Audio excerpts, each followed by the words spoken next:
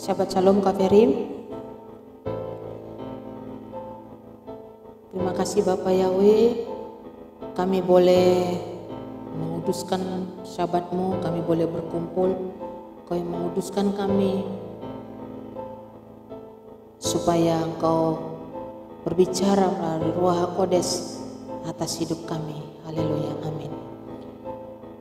Lukas 4 ayat yang ke-16.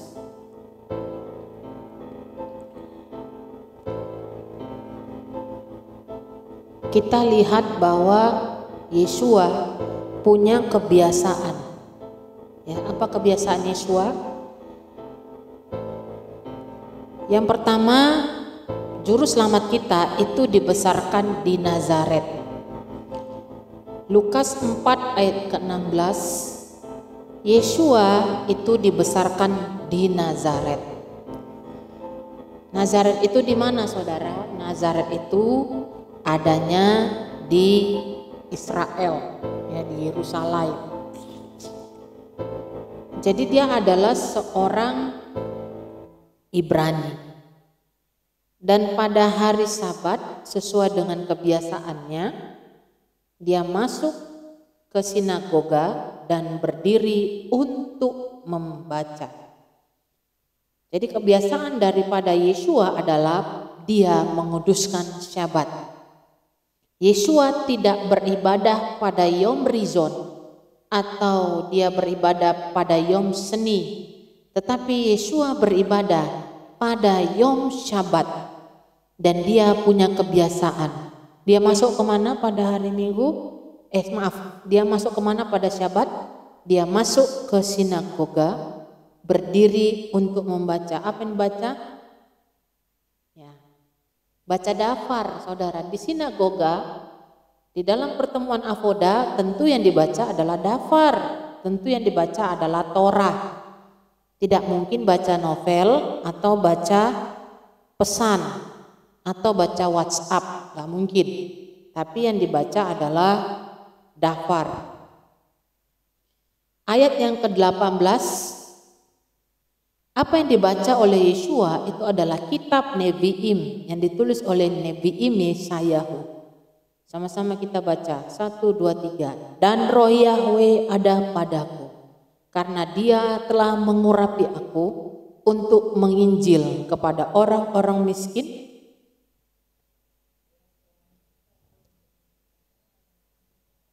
Amin.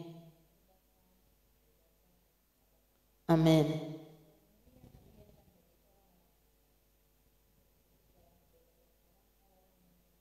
Amin. Haleluya. Jadi kalau untuk melayani pekerjaan-pekerjaan Bapa Yahweh, kita tidak bisa pakai kekuatan fisik kita atau daging kita. Yang pertama ayat yang 18, Yesua minta Roh Yahweh. Kenapa kita setiap Sabat penyalaan menorah itu wajib? Karena di sana ada Roh Yahweh. Yesaya 11 ayat 2, Ruach Yahweh. Pertama kita perlu Ruach Kokma, Ruach Bina, Ruach Da'at, Ruach Gebura, Ruach Etsak, Ruach Yira et Yahweh.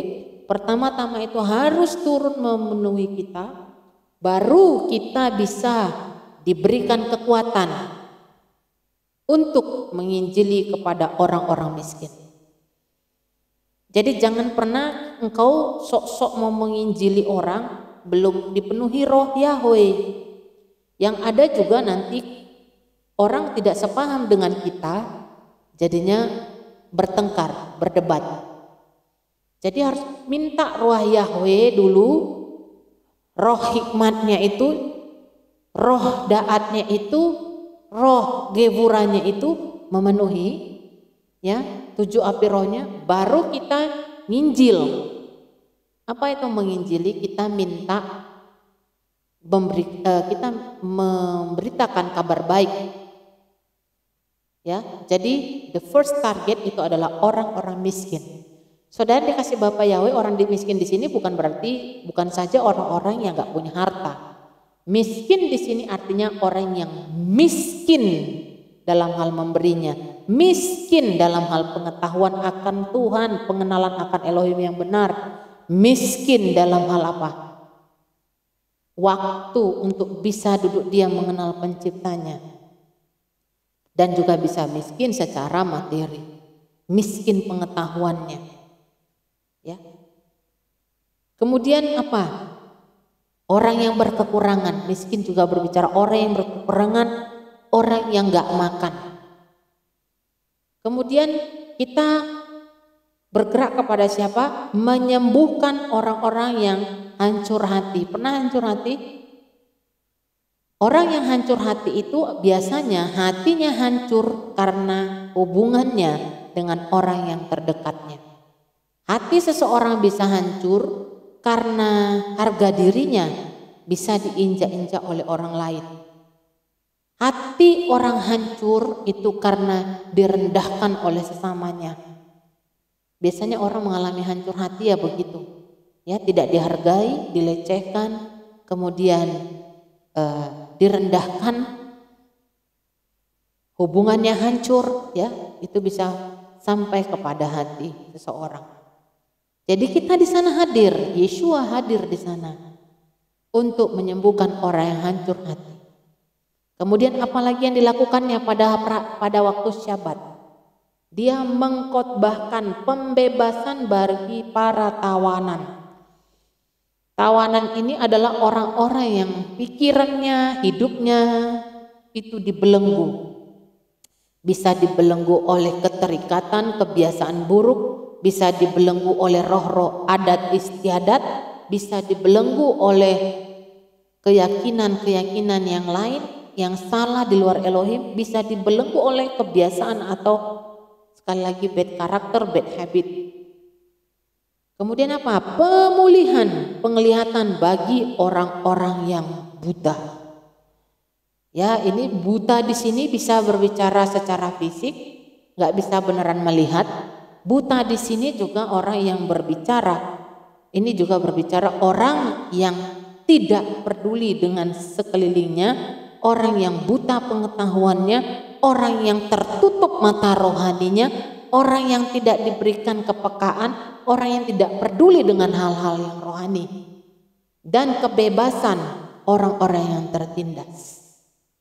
Ya. Orang yang tertindas itu adalah orang yang ditekan, dipres hidupnya. Ya, atau orang yang tertindas itu apa? Orang yang senantiasa ya segala sesuatu tenaganya, hidupnya itu sudah ditindas. Tidak ada kebebasan.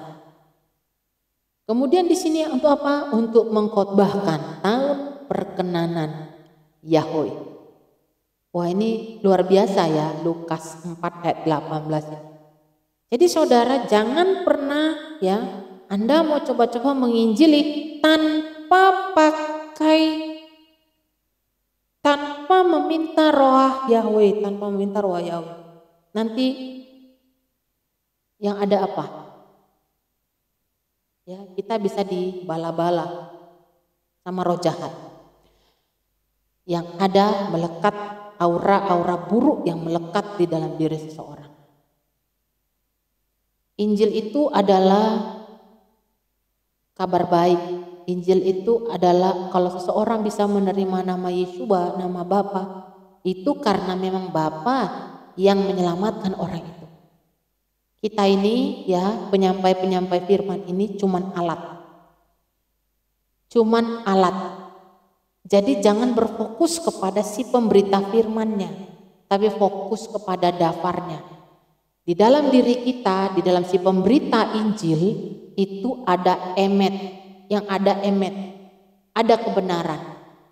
Ya, saudara dikasih Bapak ya, Anda datang beribadah bukan karena seseorang itu, tetapi karena ada emet, karena ada Torah, karena ada nama Bapa Yahweh di dalam diri seseorang itu, bukan karena sosoknya dia.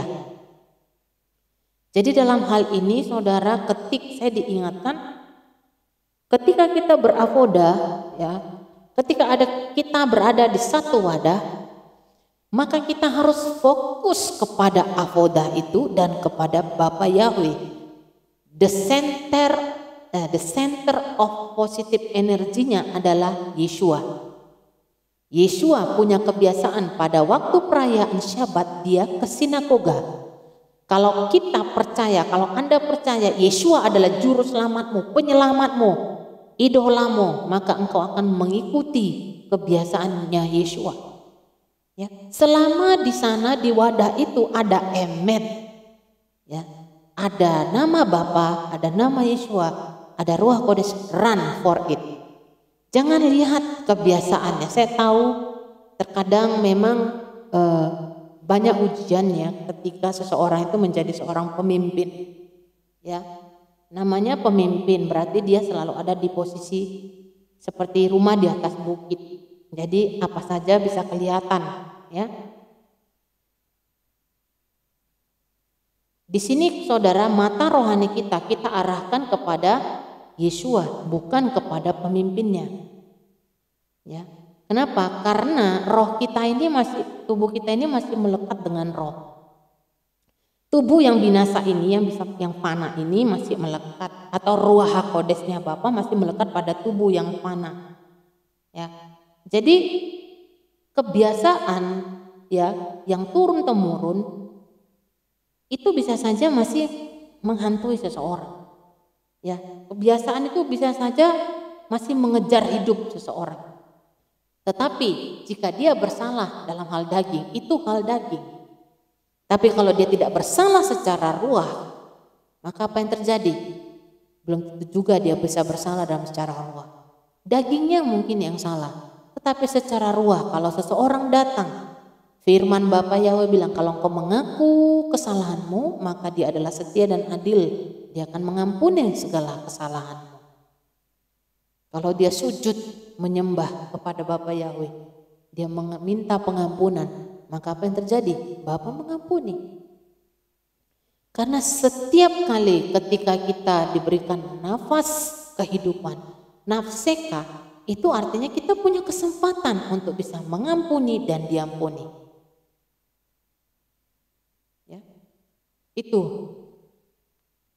Engkau datang ke tempat ibadah bukan karena sosok seseorang. Engkau datang ke tempat ibadah itu karena emet, karena kebenaran, karena ada Yeshua, karena ada nama Bapa di sana ditinggikan.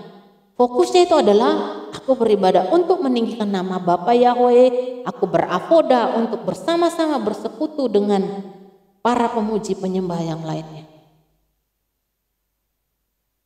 Bukan berarti ya saudara engkau beribadah terus orang-orang di dalam persekutuan itu malaikat semuanya. Tidak. Terus orang-orang di persekutuan itu orang yang perfect.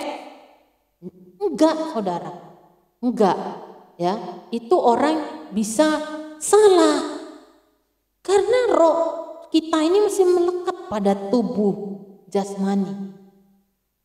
Rabi Saul bilang begini, yang aku kehendaki, dia pengen ya, perbuatan baik, dia pengen melakukan yang baik, tapi justru kenyataannya bukan yang baik yang dilakukannya. Gitu. Niat hatinya itu sudah yang baik, tapi buahnya itu enggak yang baik. Ya. Itulah peperangan di dalam diriku. Dia bilang begitu. Dia seorang Rabi Saul, orang yang ahli Torah. Saudara yang dikasihi Bapa Yahweh, kita sama-sama menaikkan pemujaan kepada Elohim Yahweh kita. Kenapa saudara? Karena hari-hari ini Satan berusaha untuk memecah-mecah ya, kehilatnya. Kalau bisa melalui celah yang satu ini, melalui kekurangan yang satu ini, ya hancur ibadahnya. Tujuannya adalah untuk menghancurkan ibadah. Itu tujuan Satan. Ya, dibuat gembalanya atau pemimpin avodanya, kazannya jatuh. Kemudian tidak melayani, kemudian udah putus hubungan. Ya udah. Ya, persekutuan avoda itu tidak ada. Kalau di rumah tidak salah beribadah bersama-sama di rumah memang wajib, ya. Tapi ada namanya persekutuan.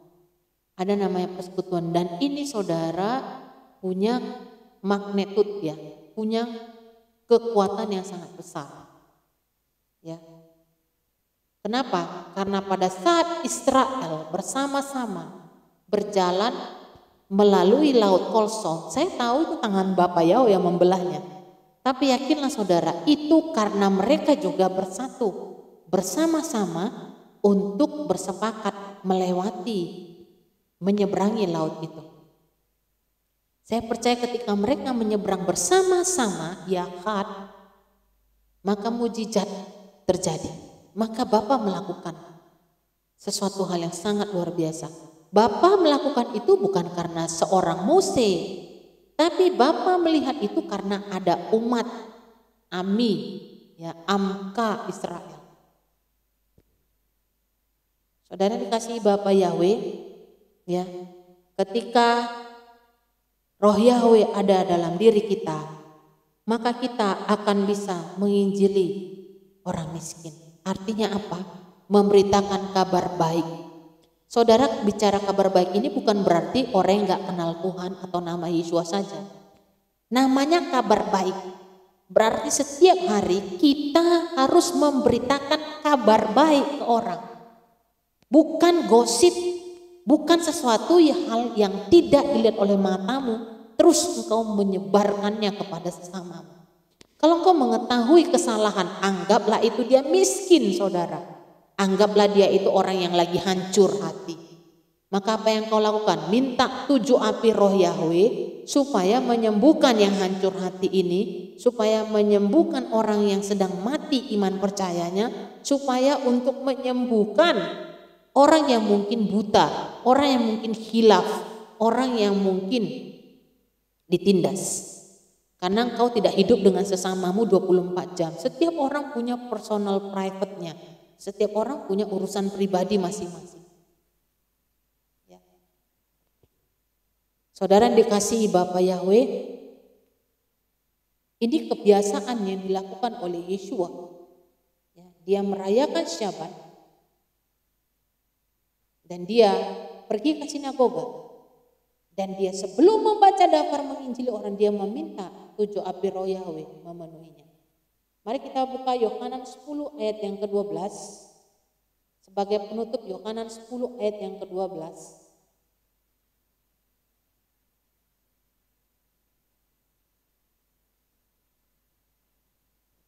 Kita baca, Yohanan 10 ayat yang pertama ya. Dia berkata begini, sesungguh-sungguhnya aku berkata kepadamu, siapa yang masuk ke dalam kandang domba tidak melalui pintu, garis bawahi pintu, melainkan dengan memanjat jalan lain, yaitu adalah seorang pencuri dan perampok. Saudara dikasih Bapa Yahweh, kalau pengajarmu memberitakan nama Yeshua HaMashiach, itu sudah benar. Karena apa? Kata pintu di sana berkata apa? Dalet, itu huruf dalet. Ya, dalet itu pintu. Jadi ada banyak pengajaran-pengajaran yang mencoba-coba masuk, ya, tidak melalui pintu, tidak melalui dalet, melainkan melalui memanjat, ya, Torah diobok-obok, ya kan, dipindah-pindah ke kitab sucinya, kemudian apalagi? Semua nilai-nilai yang ada di kitab suci Ibrani itu diambil, itu namanya pencuri. Mencuri kemuliaan. Seakan-akan semuanya baik, falsafah-falsafah yang diajarkan, nilai-nilai kehidupan yang diajarkan kayak baik ya. Kan banyak ya filsafat-filsafat muncul di TikTok, di YouTube, di mana-mana. Seakan-akan itu hikmat yang luar biasa. Padahal itu semuanya diambil dari kitab suci. Ya. Habis gelap terbitlah terang, itu kitab suci yang tulis. Hai, belajarlah kepada semut. Itu diambil dari kitab suci, motivator ngambilnya dari kitab suci. Kemudian apa lagi dibilang? Belajarlah kepada semut, karena dia mengumpulkan makanannya pada waktu musimnya. Ataupun dia mengumpulkan makanannya sewaktu tidak ada musimnya.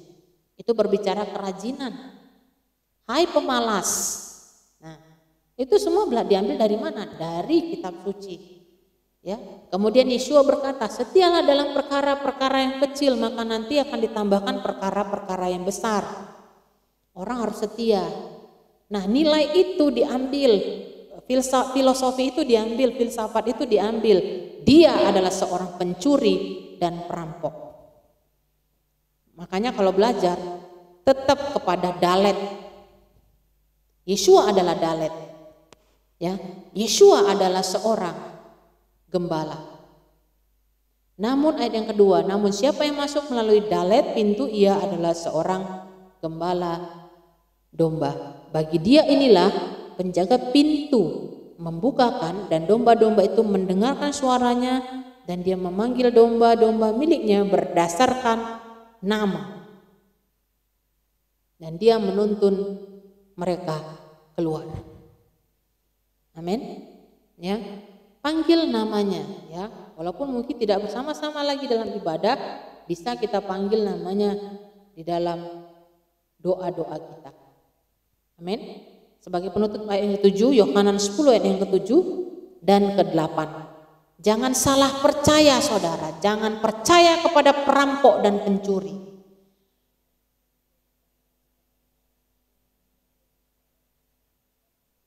Amin. Fokus kepada Yeshua. Fokus kepada Yeshua. Dia adalah pintu. Pintu, dia adalah jalan.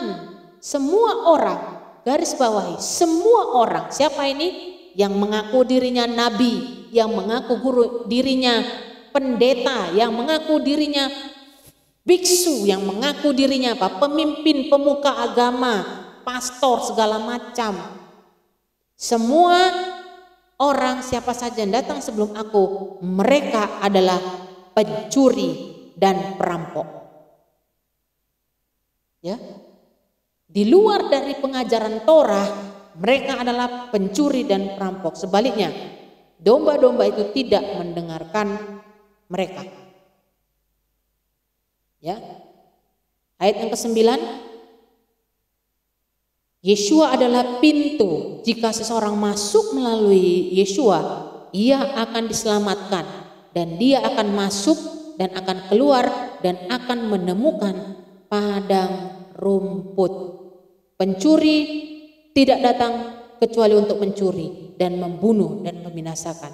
Yeshua datang supaya mereka memperoleh hidup dan memperolehnya berkelimpahan. Kalau pengajarmu, kalau gembalamu masih mengajarkan Yeshua adalah pintu, he is or she is right. Fokusnya kepada siapa? Kepada Yeshuanya. Karena kita percaya Yeshua datang untuk memberikan kita hidup, hidup yang berkelimpahan. Belajar untuk bertahan. Ya, seorang Ibrani, kalau Anda ngaku percaya kepada Tuhannya orang Ibrani, maka orang Ibrani itu punya kemampuan untuk bertahan, punya kemampuan hidup untuk bertahan, punya kemampuan hidup untuk damai sejahtera, punya kemampuan hidup untuk tofa, untuk baik. Ya, makanya setiap memasuki bulan yang baru kita berdoa itu.